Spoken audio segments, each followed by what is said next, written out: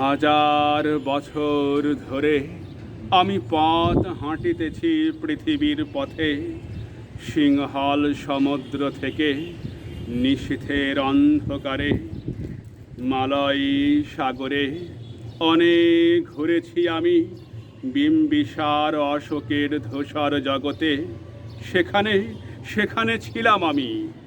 আরো দূর অন্ধকারে বিদর্ভ নগরে আমি ক্লান্ত প্রাণ এক, চারিদিকে জীবনের সমুদ্র সোফেন, আমারে দুদণ্ড শান্তি দিয়েছিল নাটোরের বনলতা সেন।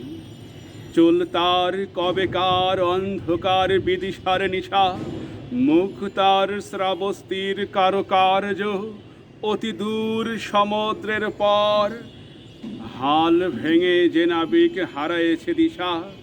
সবুজ ঘাসের দেশ যখন সে চোখে দেখে দারুচিনি দ্বীপের ভিতর, তেমনি দেখেছি তারে অন্ধকারে। বলেছে সে, এতদিন কোথায় ছিলেন? পাখির নীড়ের মতো চোখ তুলে নাটোরের বনলতা সেন।